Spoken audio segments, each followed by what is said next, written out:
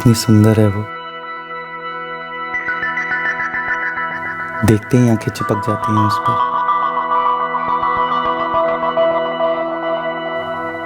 मुझ पर जादू सा कर दिया है उसने।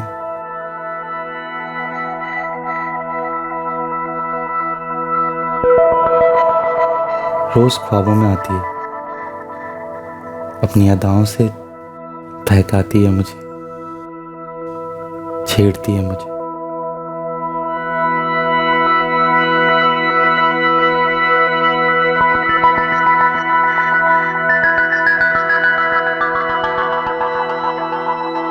उसके छूने में, उसकी हंसी में एक इशारा है, कुछ कह रही है वो, मुझे बुला रही है।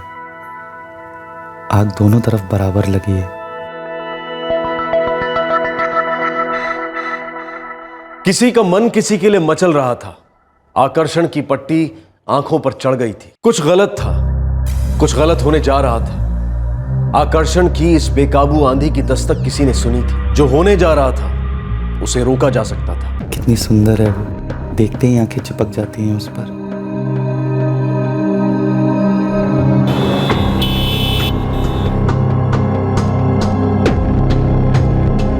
कौन बोल रहा है? लता। कविता जी क्या हुआ? कविता जी हर्ष कहाँ है?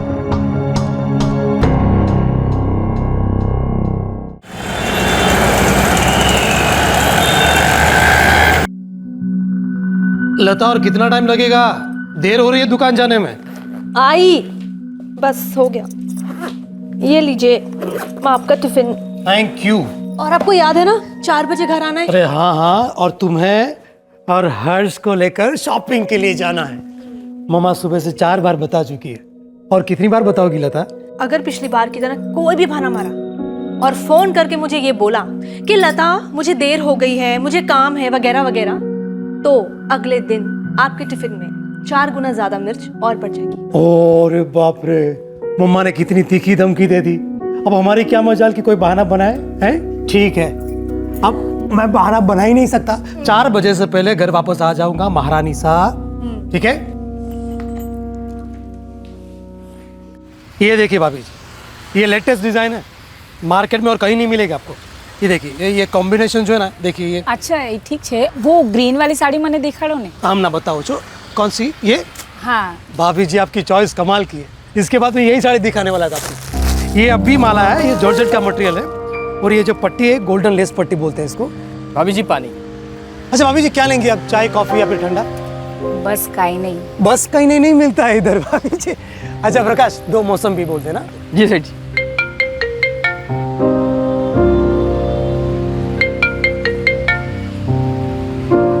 हाँ लता। आपको सिर्फ याद दिलाने के लिए फोन किया था। अरे याद है बाबा, याद है। 4 बजे शॉपिंग, 6 बजे पार्क, और फिर होटल में खाना, सब याद है मुझे। अब काम करूं, बाय। रोज इसी टाइम पे बालकनी में आती है, जानती जो है कि मैं उसका इंतजार कर रहा हूँ। सुंदर भी है और होशियार भी। नजर मिलाती नहीं पर नजर रखती है।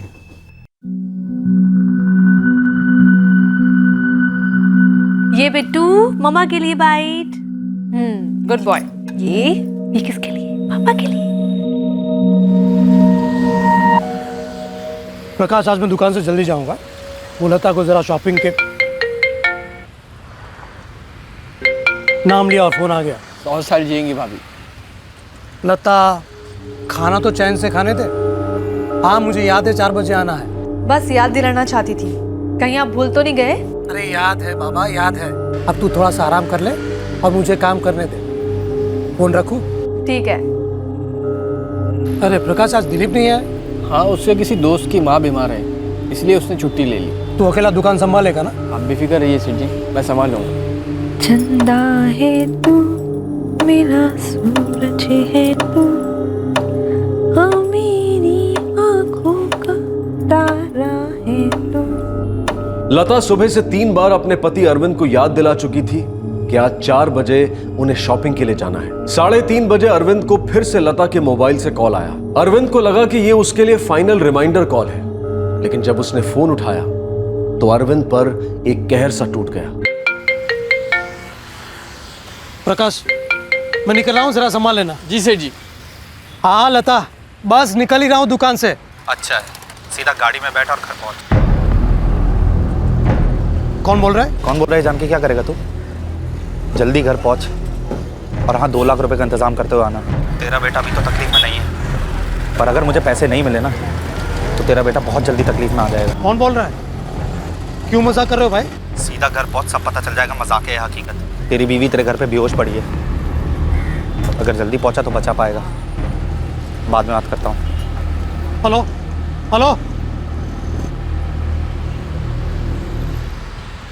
तुम्ही डायल केलेला नंबर बंद आहे।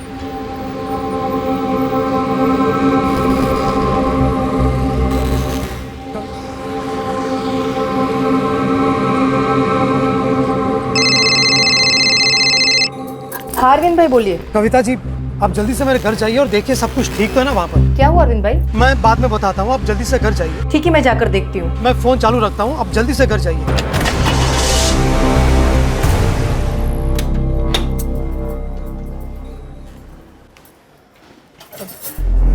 अरविंद भाई, आपके घर का दरवाजा तो खुला है। कविता जी आप जल्दी से अंदर जाइए और देखिए लता और हर्ष ठीक है ना? मैं बस पहुँच ही रहा हूँ वहाँ पर। मैं दरवाजे के पास ही अरविंद भाई, पर यहाँ से कुछ दिख नहीं रहा है। डरिए मत कविता जी, आप अंदर जाइए, मैं बस पहुँच ही रहा हूँ। शायद लता बेहोश हो गई है और उससे आपकी मदद की ज़रूरत है। ठीक है, मैं अंदर जाकर देखती हूँ।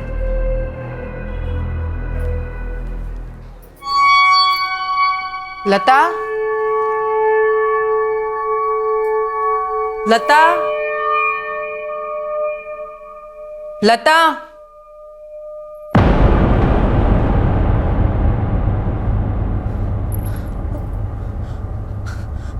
खून, खून। कविता जी क्या हुआ? लता ठीक तो है ना? कविता जी आप सुन रही हैं? कविता जी हेलो।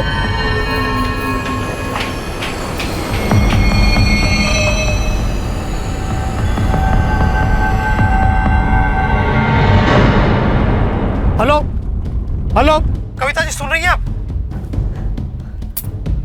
अरविंद भाई, लता लता यहाँ जमीन पर पड़ी है, खून से लथपथ। क्या? कविता जी हर्ष कहाँ है? हर्ष कहाँ है? हर्ष, मैं बात करता हूँ। अरविंद, शंकर बोल रहा हूँ, तू जल्दी आ जा। वो लता के साथ बहुत बुरा हुआ है। अरे लेकिन हुआ क्या, ये तो बताइए। उसकी सांस नहीं चल रही है, शायद मर गई है वो। क्या कह रहे हैं आप? आई एम सॉरी अरविंद, उसकी सांस नहीं चल रही है, खून बहुत बहा है और पूरे घर में मैंने देखा हर्ष कहीं नहीं है। तू जल्दी आ जा अरविंद। हाँ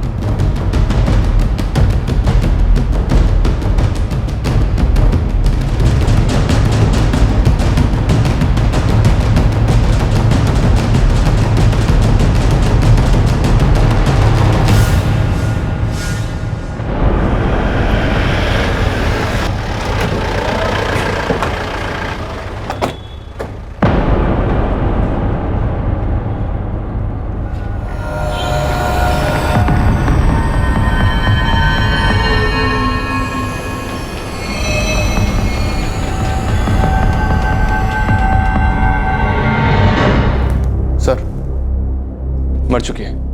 बॉडी को पोस्टमार्टम के लिए भेज दो और चेक करो घर में फर्स्ट एंटी के निशान तो नहीं है। सर,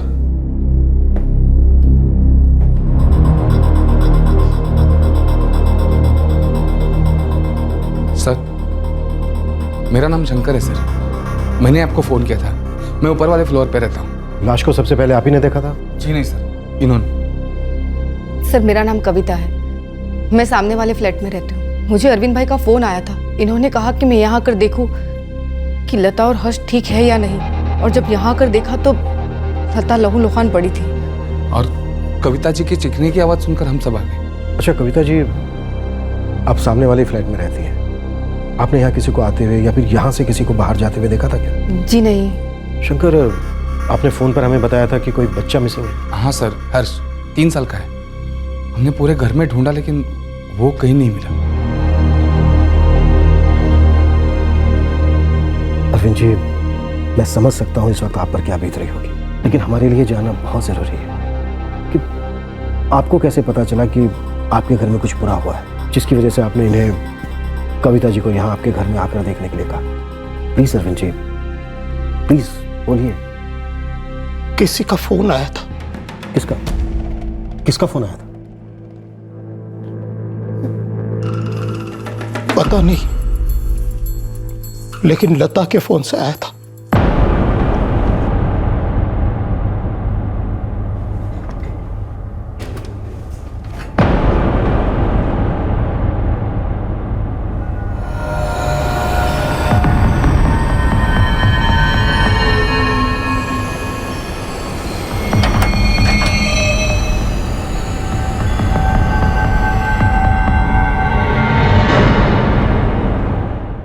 कहने नहीं निकालेंगे, मतलब मर्डर का मेन मोटिव पैसा तो नहीं लगता। लेकिन सर, बच्चा भी गायब है और विक्टिम का मोबाइल भी नहीं है। मोबाइल वही ले गया हो या फिर ले गए शायद बच्चा भी। सोसाइटी के वॉचमैन से बात करो, शायद उसने कुछ देखा हो।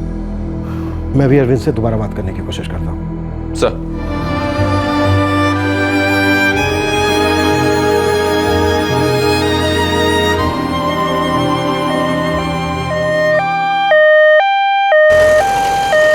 नहीं देखा इसका मतलब क्या है रामदेव? कोई सोसाइटी में दिन दहाड़े घुसा है तुमने नहीं देखा, कोई हर्ष को लेकर चला गया तुमने नहीं देखा। अगर तुम कुछ देखते ही नहीं हो तो किस काम के वॉचमैन हो तुम? एक मिनट, आप रुकिए, मैं बात करता हूँ इससे। दोपहर में 3 से 4 के बीच तुम गेट पर थे या नहीं? इन बिल्डिंगों का वॉचमैन मैं ही हूँ। 3 बजे के करीब मैं उस बिल्डिंग में गया था टंकी का नल बंद करने, शायद उस समय कोई आ गया होगा।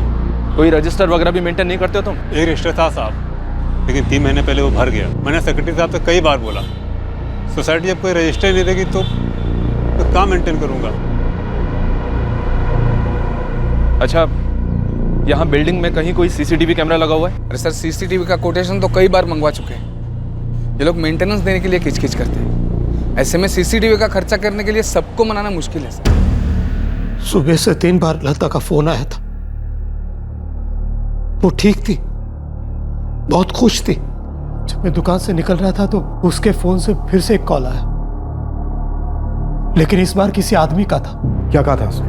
उसने कहा कि लता बेहोश हो गई है और 2 लाख रुपए मांगे हर्ष के लिए। क्यों किया उसने ऐसा? क्यों मार डाला मेरी लता को? जरा याद करके बताइए, वो आवाज आपको कुछ जानी पहचानी लगी? पहले कभी सुनी थी वो? नहीं, ये आवाज मैंने पहले कभी नहीं सुनी। कोई ऐसा है जिसका आपके घर पर आना जाना हो, आपके सामने आपके पीछे? कोई दोस्त, कोई रिश्तेदार आपका या फिर लता जी का?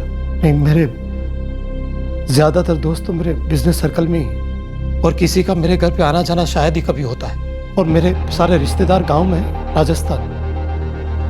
वो जब गांव से आते हैं तो पहले बता कर ही आते हैं। सेठ जी, सेठ जी, सेठ जी, ये सब क्या हो गया सेठ जी? तुम कौन हो?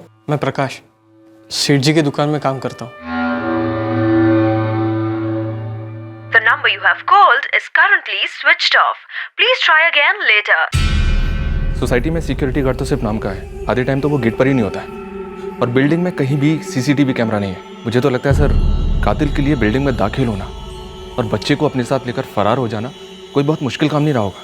लता का फोन ऑन हुआ? नहीं सर, कई बार ट्राई किया है पर अभी तक स्विच ऑफ है। ये नंबर सर्विलेंस को फॉरवर्ड करो और उनसे कहो कि इमीडिएटली ट्रेस करें। फिरौती के लिए इस नंबर का दोबारा इस्तेमाल हो सकता है।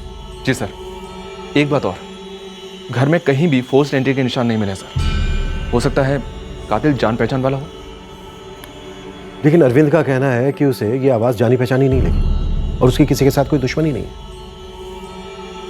मर्डर की असली वजह क्या हो सकती है? चलो एक बार को अगर हम मान भी लें कि किडनैपिंग पैसों के लिए की गई है, लेकिन सर अगर सिर्फ पैसों की बात होती तो कातिल विक्टिम के गहने छोड़ के क्यों जा रहा? और कबर्ड को भी खोलने की कोशिश नहीं की गई है। सुरभि, एक बात तो पक्की है, अरविंद और लता में से कोई एक तो उस आदमी को जानता था। या तो पुरानी दुश्मनी हो सकती है, या फिर कोई ठुकराया हुआ आशिक, या फिर सेठ जी, भाभी जी के नंबर से फोन आ रहा है। अरविंद जी, ज्यादा से ज्यादा देर बात करने की कोशिश करें ताकि हमें वक्त मिल सके लोकेशन ट्रेस करें। हेलो। पैसे का इंतजाम हो गया या बीवी की याद में अब तक आंसू बहा रहा था? मेरा बेटा हर्ष कहाँ है? अभी तक तो मेरे पास है, लेकिन पैसे नहीं मिले ना तो बहुत जल्द उसको भी उसकी माँ के पास पहुँचा दूंगा। देखो इस वक्त मेरे पास इतने पैसे नहीं, तो इंतजाम कर जल्दी। मेरे पास ज़्यादा टाइम नहीं है और ना ही तेरे बच्चे के पास है। फिर फ़ोन करूँगा। हाँ ठीक है, मैं होल्ड करता हूँ, तुम लोकेशन बताओ।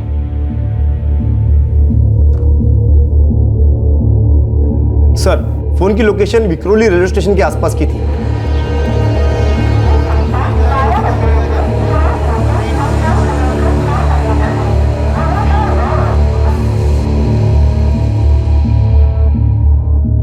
फोन विक्रोली रेलवे स्टेशन के पास से आया था और अब फिर से स्विच ऑफ हो गया है।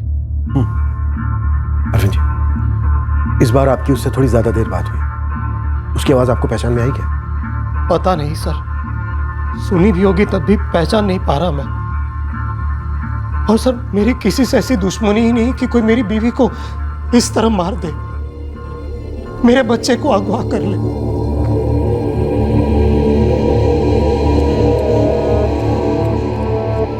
सेठ जी पानी लीजिए। अरविंद जी, वो आदमी बहुत शातिर है। अपना फोन इस्तेमाल करने के बजाय आपकी वाइफ का फोन इस्तेमाल कर, ताकि उसकी पहचान छुपी रहे। लेकिन आप भरोसा रखें हम पर, हम आपके बेटे हर्ष को वापस ला कर आएंगे।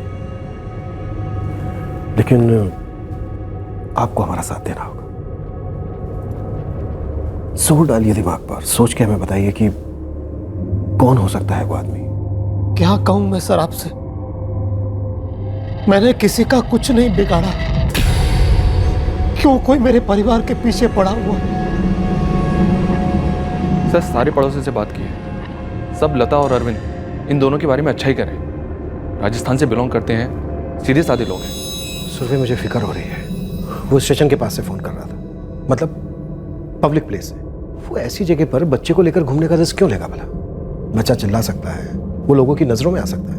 हो सकता है सर बच्चा किडनैपर को जानता हो। कोई तुक नहीं है इन बातों का। अगर वो इतना ही करीबी था तो अरविंद जी के ख्याल में क्यों नहीं आ रहा? उसने मर्डर किया, किडनैपिंग की, लेकिन घर में चोरी नहीं की, लता के गहने भी नहीं लिए, और अब फिरौती मांग रहा है। ये एग्जैक्टली चाहता क्या है?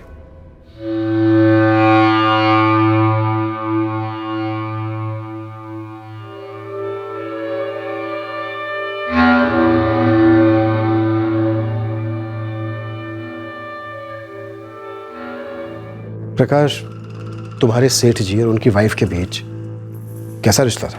आप सेठ जी भाभी जी को बहुत खुश रखते थे। आज भी दोनों हर्ष के साथ घूमने जाने वाले थे और ये हो गया। कौन कर सकता है ये? बिजनेस में किसी के साथ कोई झगड़ा, कोई तू में कोई अनबन? नहीं साहब, साड़ियों का धंधा तो रिलेशन पे चलता है, और अगर कोई अनबन हो भी जाए तो बातों से ही सुलझ जाती। और सेठ जी तो सबके साथ अच्छे से ही बात करते हैं। मैं खुद 3 साल उनके पास काम कर रहा हूँ। सेठ जी को कभी किसी के साथ ऊंची आवाज में बात करते नहीं सुना।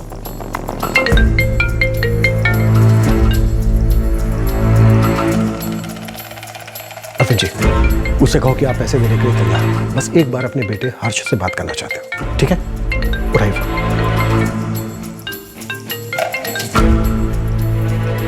हेलो। पैसे तैयार है? बोलता क्यों नहीं? पैसे तैयार है या नहीं? सर, वो भांडुप रेलवे स्टेशन के पास है।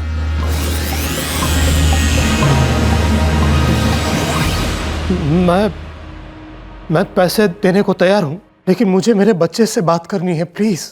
भांडुप स्टेशन के पास से बोल रहे हैं। हर्ष की एक फोटो शिवा को दो और उससे कहो कि अपनी एक टीम लेकर भांडुप स्टेशन पहुंचे। क्विक। सर।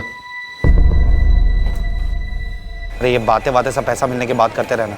पर मैं कैसे मान लूं कि मेरा बेटा सही सलामत है, अगर तुमने उसे भी... आखिर कौन हो तुम? क्यों मार दिया मेरी बीवी को? क्या दुश्मनी है मुझसे? सुन, ठंडा हो जा, वरना मैं गर्म हो गया ना तो तू जानता क्या हो सकता है। एक ही दिन में 2 चिताएं जलाना चाहता है क्या तू? नहीं नहीं नहीं, एक बार मुझे हर्ष की आवाज सुना दो, मुझे तसल्ली हो जाए कि वो ठीक है। पहले पैसे दे, फिर तसल्ली करते रहना। और हाँ, ये बार्गेनिंग ना अपनी दुकान में करना, मेरे आगे नहीं, समझा? ज्यादा से ज्यादा देर बात करो ताकि हमें वक्त मिल सके। हेलो। हेलो। सुन नहीं रहा है तू? लगता है तुझे बच्चे में दिलचस्पी नहीं है। कहे तो गला काट के भिजवा दूं तुझे। नहीं नहीं, मैं समझ गया आपकी बात।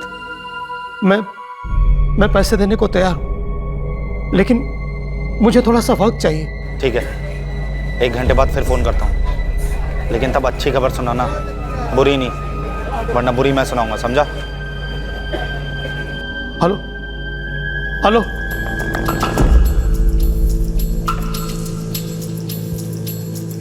Sir, phone Bhanupur railway station के पास ही स्विच ऑफ हुआ है। सर 5 मिनट में टीम उस लोकेशन पर पहुंच जाएगी जहां फोन स्विच ऑफ हुआ है। सुरभि, शिवा से कहो कि भानुपुर स्टेशन ईस्ट वेस्ट दोनों साइड चेक करें, क्योंकि फोन पर ट्रेन की आवाज नहीं आ रही थी। इसका मतलब यह है कि वो स्टेशन से नहीं बल्कि स्टेशन के आसपास से कहीं से कॉल कर रहा था। सर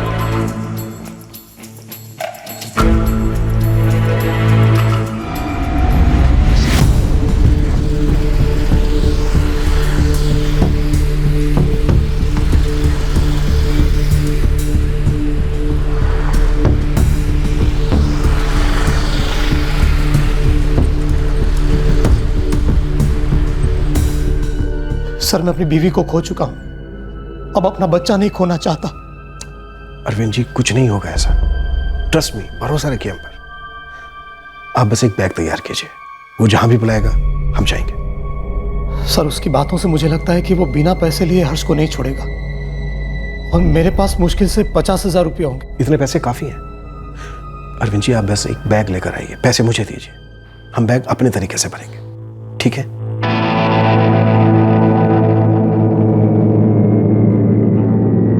सर फिर से फोन स्विच ऑफ कर दिया उसने।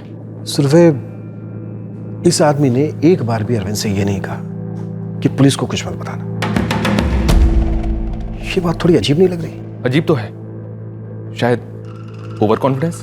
हाँ, लेकिन ओवर कॉन्फिडेंस में इसने एक भी गलती नहीं की। एक बार भी इसने अपना फोन इस्तेमाल नहीं किया। जब भी इसने कॉल किया, लता के फोन से किया, और बात करने के बाद फोन ऑफ कर देता है। एक जगह पे रुक के भी बात नहीं कर रहा है, बार बार अपनी लोकेशन चेंज कर रहा है। Sir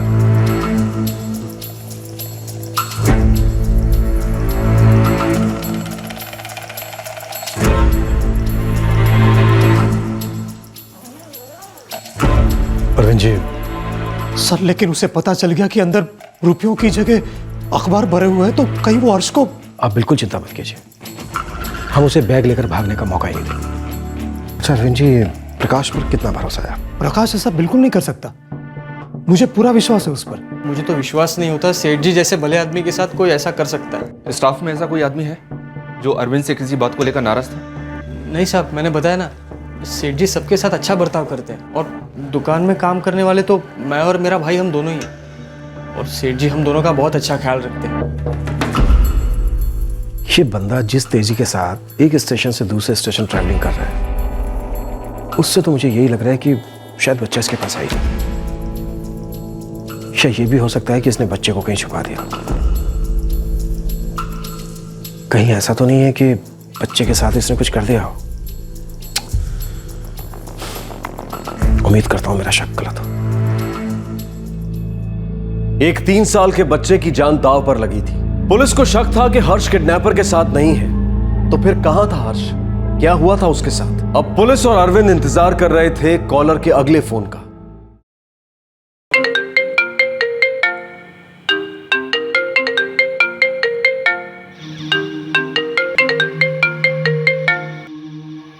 sir, phone Kanjurmarg station के पास एक्टिव हुआ है। अरविंद जी, वो जो भी कहे और जहां भी बुलाए फौरन मान जाना, और पूरे कॉन्फिडेंस के साथ कहना कि सारा पैसा तैयार है। हेलो। पैसे तैयार हैं? हाँ तैयार है। कहाँ लेकर आना है? सर इस वक्त कांजूर मार्ग में है, शिवा को इन्फॉर्म कर दिया, वो टीम लेकर पहुंच रहा है। बताओ पैसे लेकर कहाँ हूँ? तो उतावला मत हो, बता रहा हूँ।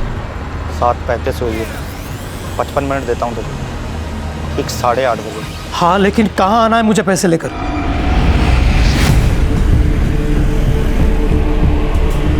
LBS रोड पर कांजूर मार्ग के पास एक कृष्ण भगवान का मंदिर है, पता है तुझे? अगर नहीं पता है तो पता कर लेना। नहीं नहीं, पता है मुझे। उस मंदिर से थोड़ा आगे आएगा तो एक बड़ी जगह आएगी जहाँ पर गाड़ियाँ और बसेस पार्क होते हैं, बस वहीं आ जाना। वहीं बस पार्किंग में पेड़ को लगकर एक छोटा झोपड़ा है, पैसे बैग में डाल और बैग झोपड़े के पास रख दे। हाँ, लेकिन मेरा बेटा? पैसे मिलने के ठीक 2 घंटे बाद तेरा बेटा तुझे पार्सल कर दूंगा, फिक्र मत कर, जिंदा भेजूंगा। लेकिन पैसे लेने के बाद तुमने मेरा बेटा नहीं लौटाया तो? तेरी साड़ी की दुकान नहीं है जब मोल भाव होता हो। मैंने बोला वो करना पड़ेगा। तेरे पास कागज के टुकड़े हैं और मेरे पास तेरे कलेजे का टुकड़ा। और सुन, अगर तूने पैसे पूरे दे दिए और मेरा भरोसा नहीं तोड़ा तो मैं भी तेरा भरोसा नहीं तोड़ूंगा, ये वादा रहा। तुझे तेरा बेटा तेरी बीवी के मोबाइल के साथ भेज दूँ, उसकी आखिरी निशानी समझ के रख लेना। हेलो हेलो,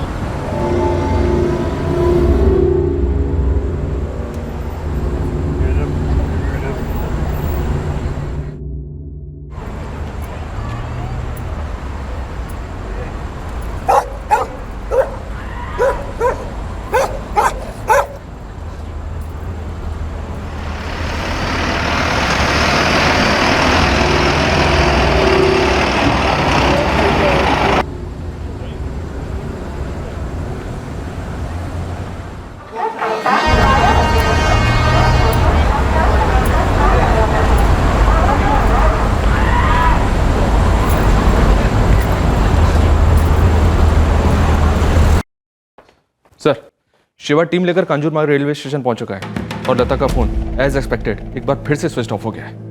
सुरवे, शिवा से कहो कि अपनी सर्च जारी रखे।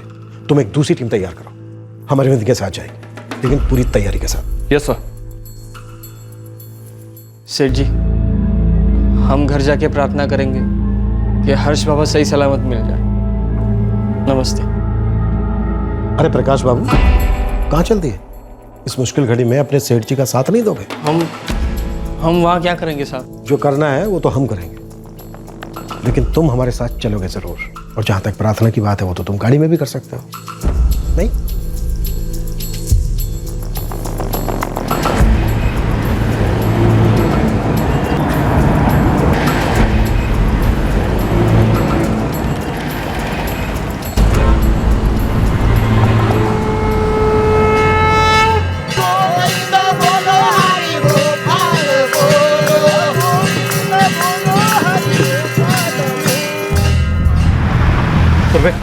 सर, हम पार्किंग एरिया से आगे रुकेंगे और अंदर जाने से पहले पूरा एरिया मुआयना करते हुए चलेंगे। हो सकता है उस आदमी ने पहले से फील्डिंग लगा के रखी हो। Right sir.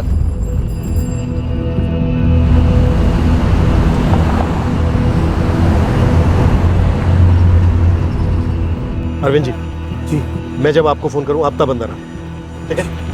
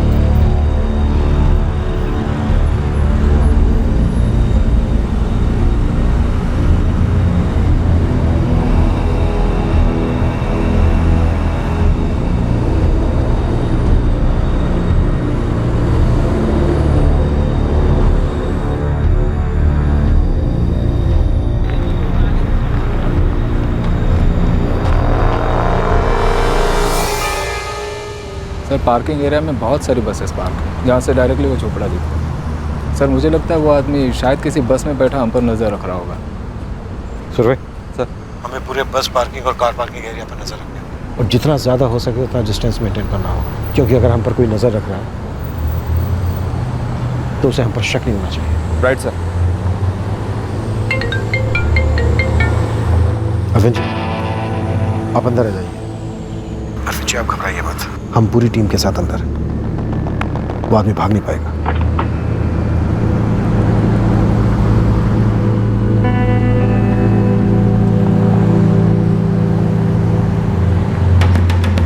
सब लोग अलर्ट, कोई भी बसेस के अंदर दाखिल नहीं होगा।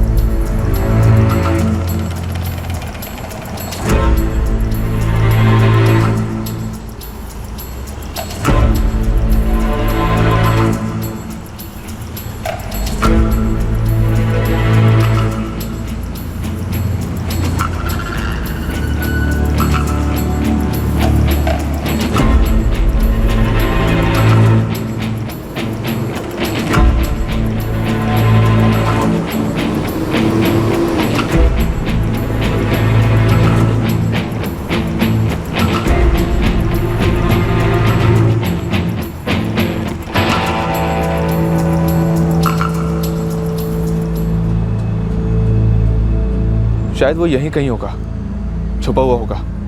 डरता होगा कि कोई उसे देख ना रहा हो। देखते हैं कब तक सब्र कर पाता है वो। कहीं कहीं बस में छिपा बैठा होगा, मौका तलाशा होगा कि जैसे ही मौका मिले बैग उठा कर ले जाओ। सर कोई आ रहा है। सब अलर्ट, कोई चूक नहीं होनी चाहिए।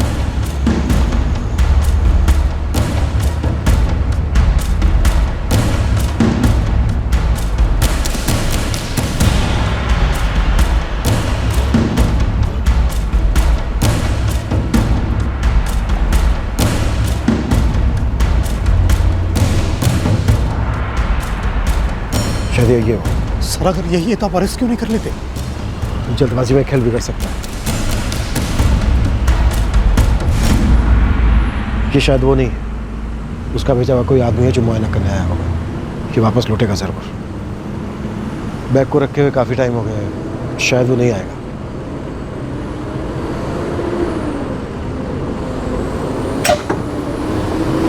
लगता है कोई आ रहा है। सब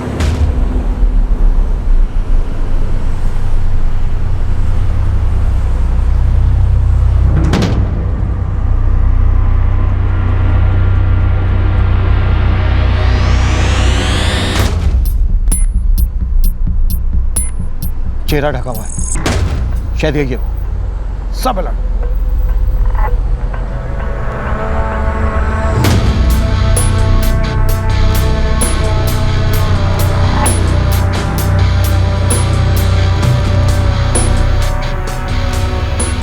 सर ये तो सीधे आ रहा है मेरी तरफ। आ नहीं रहा है, सूंघ रहा है। ये वापस लौटेगा, 100% यही है।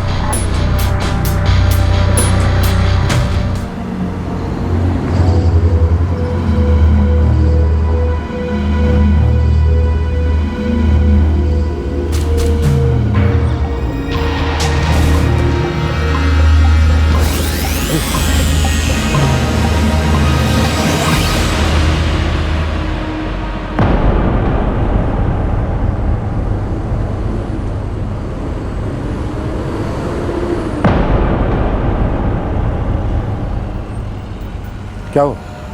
शर्मा मत दूल्हे राजा, तेरी बारात हम निकालेंगे।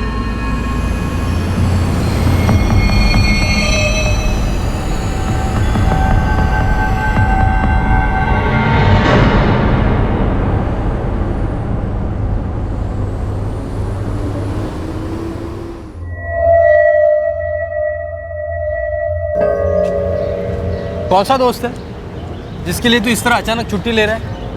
अरे है एक दोस्त, तू नहीं जानता, पंकज नाम है उसका, यही घाटकोपर में रहता है। यार क्या है ना, उसकी माँ बहुत बीमार है, बहुत दिनों से सोच रहा था मिला हूँ एक बार। पिछले हफ्ते भी छुट्टी ली थी ना? बस ये आखिरी छुट्टी है, इसके बाद नहीं कहूँ। और वैसे भी तो बीमार से मिलने जा रहा हूँ, कौन सा मज़े करने जा रहा हूँ यार। हाँ हाँ ठीक है, मिला तो एक काम करते, साथ में ही चलते। मैं थाने उतर जाऊँगा, तू घाटकोपर चले जाना है। नहीं यार तू जाना, मैं ज़रा चाय नाश्ता करके जाता हूँ।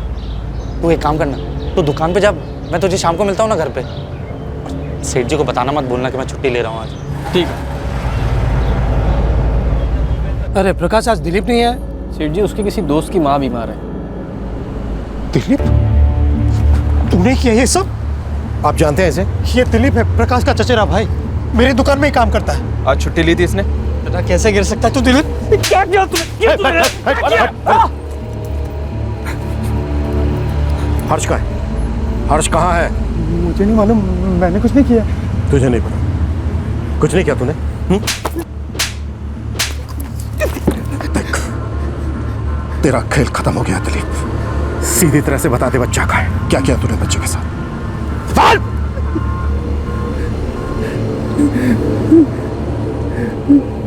दिलीप प्रकाश का चचेरा भाई था, उसके साथ रहता था और उसी के ही साथ अरविंद की दुकान में काम करता था। ऐसा नहीं था कि प्रकाश को संकेत नहीं मिला था दिलीप के ऑब्सेशन का। इसकी शुरुआत हुई थी 1 महीना पहले की एक रात को। जी सेठ जी, जैसा आप कहें। आप कहो तो सैंपल कलेक्ट करके मैं अभी आ जाऊंगा। प्रकाश अभी आ जाओगे तो अच्छा है जी, दिवाली के ऑर्डर्स भी शुरू हो जाएंगे।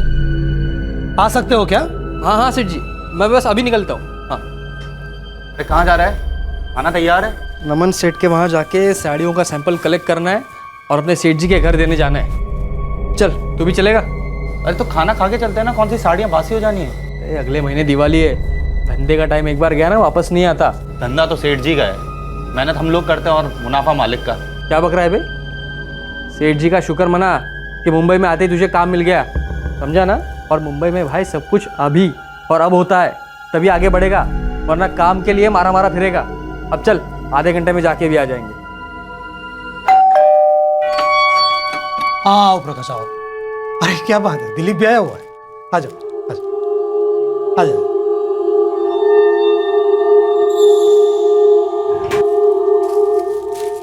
एक दो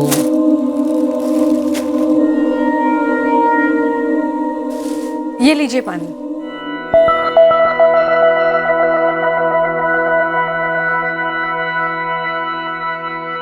अच्छा प्रकाश, ये 2 साड़ियों का ऑर्डर नमन सर को दे देना। ये सेठ।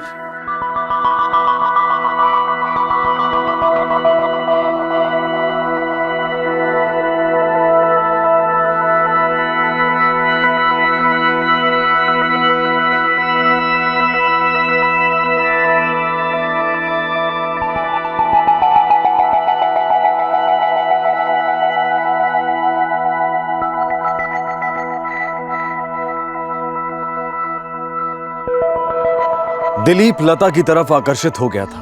उस रात के बाद भी काम के सिलसिले में 1-2 बार प्रकाश और दिलीप का अरविंद के घर जाना हुआ, और हर बार दिलीप को यह महसूस हुआ कि लता भी उसे पसंद करती है, और लता की हंसी और उसका बर्ताव उसे ये इशारे दे रहे थे। क्या वाकई ऐसा था, या दिलीप सिर्फ वही देख रहा था जो वो देखना चाहता था?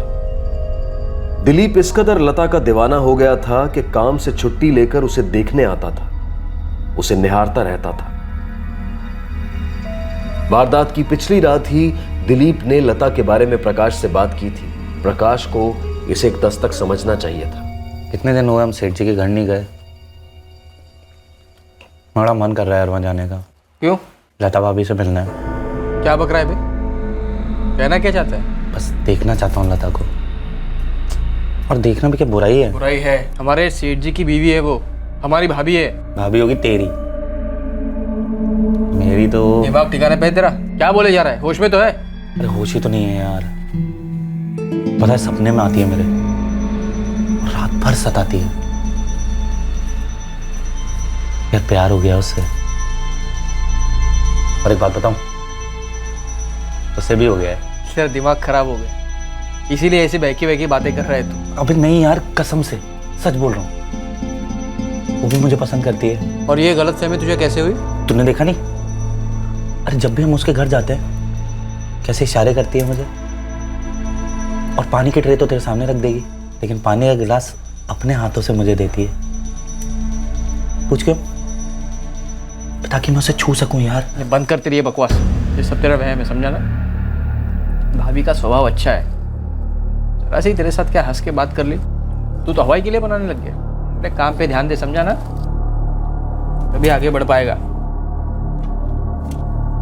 प्रकाश दिलीप के लता के प्रति आकर्षण में छिपी हवस और बेताबी को देख नहीं पाया। उसने दिलीप की बातों को गंभीरता से नहीं लिया।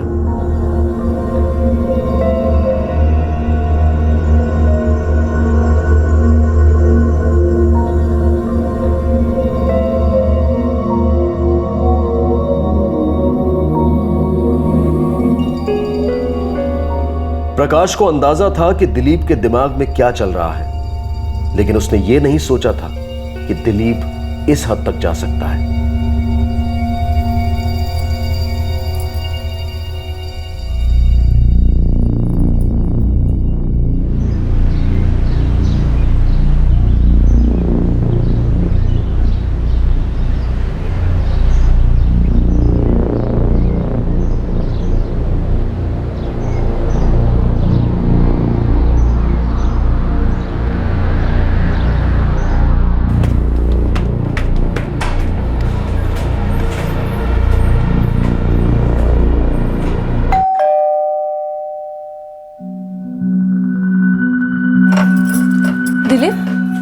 कुछ काम था? जी भाभी जी, वो सेठ जी ने भेजा है। अच्छा अच्छा, आओ अंदर। अभी थोड़ी देर पहले ही मेरी सेठ जी से बात हुई, उन्होंने मुझे तो कुछ नहीं बताया। दिलीप, क्या चाहिए तुम्हें? वही जो तुम्हें भी चाहिए। क्या बोल रहे हो तुम? मैं तुम्हें पसंद करता हूँ और ये भी जानता हूँ कि तुम भी मुझे पसंद करती हो। पागल हो गए हो क्या? निकलो यहाँ से, निकलो, छोड़ो मुझे। अभी तुम्हारे सेठ जी को बताती हूँ, जब धक्के देके तुम्हें काम से निकालेंगे ना, तब अकल ठिकाने आएगी। समझ कर रखा है तुमने मुझे? ये क्या बात हुई? हाँ, इतने दिनों से तुम ही मुझे इशारे कर रही थी ना, तुम ही मेरे लिए बालकनी में आती थी ना। और दिमाग सड़ गया है क्या? पागल हो गया होगा तुम। अभी लगाते हो अरविंद को फोन। निकल जाओ वरना मैं शोर मचाऊंगी। सेठ जी का बेटा कहाँ है, बता दे। अरविंद जी, सीधी तरह से बता दे हर्ष का है, नहीं तो हलक में हाथ डाल के सर झुकलाऊंगा।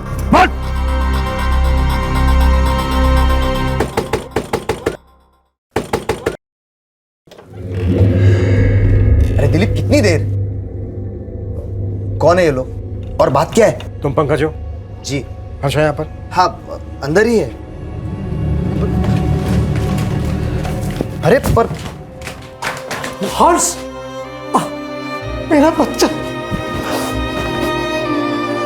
क्या है ये सब? कौन हो आप लोग? पुलिस। क्या हुआ साहब? क्या किया दिलीप ने? तो ये बोल, फिरौती में तुझे कितना हिस्सा मिलने वाला था? क्या कह रहे हो आप? अरे दिलीप, तूने तो कुछ और ही बोला था ना बच्चे के बारे में।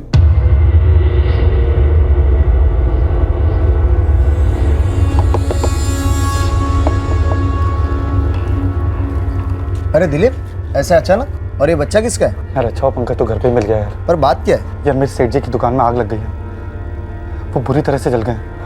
उनकी हालत नाजुक है, इसलिए उनको अंधेरी के बड़े अस्पताल में भर्ती कराया है। और भाभी जी भी वहीं हैं। जाते वक्त अपना बेटा मुझे दे गई थी संभालने के लिए। यार मुझे तुझसे थोड़ी मदद चाहिए। हाँ बोल। यार दुकान में साड़ियों का बहुत बड़ा स्टॉक है, मुझे जल्दी जाके निकालना पड़ेगा वरना सब बर्बाद हो जाएगा। तू और भाभी एक काम कर सकते हो, इस बच्चे को थोड़ी देर के लिए संभाल लो। मैं शाम से इसे फोन लगा रहा हूँ लेकिन ये उठा ही नहीं रहा था। आप पूछिए ना इससे, पूछिए मैंने कितने फोन किए इसे। साहब इसे मेरे हवाले कर दीजिए, मैं इसे काट के फेंक दूंगा नाली में साले को। अरविंद जी आपका गुस्सा मैं समझ सकता हूँ, लेकिन जज्बाती मत होइए। ये सोचिए कि अब हर्ष को आपको अकेले संभालना है, और जहां तक इसकी बात है, इसे अब हम देख लेंगे। मुझे ने यही बात अपने कन्फेशन में कबूल की। हमने उसके पास से एक चाकू भी बरामद किया है। लेकिन आपने जैसा बताया था सेक्सुअल असॉल्ट के कोई निशान नहीं मिले। व्हाट? लेकिन डॉक्टर, दिलीप ने हमसे खुद कहा है कि उसने लता के साथ रेप किया है। हाँ, लेकिन पोस्टमार्टम रिपोर्ट में ऐसी कोई बात सामने नहीं आई। हाँ, विक्टिम की ओर से रेजिस्टेंस हुआ था और उसके निशान उसके हाथों पर मिले, लेकिन सेक्सुअल असॉल्ट के कोई निशान नहीं मिले। साहब कड़ी से कड़ी सजा दीजिएगा उसको। मैं सोचा नहीं था इस हरकत पे उतर आएगा। सेठ जी ने मुझ पे भरोसा किया और उसको काम पे रखा, और उसने ऐसा किया। मैं समझ सकता हूं इस वक्त तुम क्या महसूस कर रहे हो। देखो, कानून दिलीप को उसके की सजा जरूर देगा, लेकिन मैं एक बात कहना जरूर चाहूंगा। तुम्हें पहले से पता चल गया था कि दिलीप क्या सोच रखता है लता को लेकर। अगर तुम थोड़ा सतर्क रहे होते, तुमने कोई कदम उठाया होता, तो शायद वो नहीं होता जो हुआ। साहब मुझे लगा वो थोड़ा बहक गया है, अपने आप समझ जाएगा। अगर ये बात तुमने अरविंद से शेयर की होती और अरविंद ने लता से, तो लता ने शायद दिलीप को घर के अंदर ही नहीं लिया होता। देखो, मैं ये बिल्कुल नहीं कह रहा हूं कि तुम दोषी हो, लेकिन हाँ, ये भी सच है, तुमने खतरे की दस्तक सुनी थी, लेकिन सुनकर अनसुनी कर दी। पुलिस को पंकज के खिलाफ कोई सबूत नहीं मिला जिससे यह पता चले कि वो इस किडनैपिंग में शामिल था। उसे रिहा कर दिया गया। दिलीप ने अपने कन्फेशन में कबूल किया कि उसने लता को मारने से पहले उसका रेप किया था। दिलीप पर हत्या के लिए आईपीसी की धारा 302, अपहरण के लिए धारा 363, फिरौती के इरादे से अपहरण करने के लिए धारा 364A और जबरदस्ती किसी के घर में घुसने के लिए धारा 450 लगाई गई है। पोस्टमार्टम की रिपोर्ट नेगेटिव होने की वजह से बलात्कार की धारा 376 अब तक इसमें नहीं जोड़ी गई, लेकिन बॉडी का दोबारा पोस्टमार्टम कराया गया है और उसकी रिपोर्ट आनी अभी बाकी है। दिलीप इस वक्त जुडिशियल कस्टडी में है। मुजरिम की गिरफ्तारी के बाद उसके पास बिहेवियर की स्टडी करके यह कह देना आसान है कि उस शख्स के बर्ताव में आपराधिक मानसिकता पहले से ही झलकती थी, या फिर जिस रवैये से वो अपनी जिंदगी जी रहा था, कभी ना कभी उसका जुर्म की गलियों में भटक जाना मुमकिन था। लेकिन अंजाम भुगतने के बाद अतीत में से सीख लेने से क्या यह बेहतर नहीं है कि इस बिहेवियर स्टडी को पहले से ही काम में लाया जाए? इंसान का अनुचित बर्ताव अगर आने वाले खतरे की संभावना दर्शाता है, तो क्यों ना इंसान के गलत रवैये पर पहले से ही गौर किया जाए। हो सकता है कि भविष्य में होने वाली किसी अनहोनी का अंदेशा मिल जाए और वक्त रहते इंसान अपनी बेहतरी के लिए कोई कदम उठा सके। अंग्रेजी में कहावत है, conduct is the best proof of character. इंसान के व्यवहार में उसका व्यक्तित्व नजर आता है। हम ये बिल्कुल नहीं कह रहे कि हर व्यक्ति के बर्ताव को, उसके हर जेस्चर को शक की नजर से देखना चाहिए, लेकिन संदिग्ध आचरण को वक्त रहते पहचानना और उसकी दस्तक सुनकर सतर्क हो जाना बेहद जरूरी है। अब मैं अनूप सोनी आपसे विदा लेता हूं। फिर मुलाकात होगी अगले एपिसोड में एक और चौंका देने वाले केस के साथ। तब तक सतर्क रहें, सुरक्षित रहें और देखते रहें क्राइम पेट्रोल सतर्क। सबक एक को सीख हम सबको। जय हिंद। इस तरह के और भी एपिसोड देखने के लिए हमारे चैनल को सब्सक्राइब करें और बेल आइकन दबाना ना भूलें।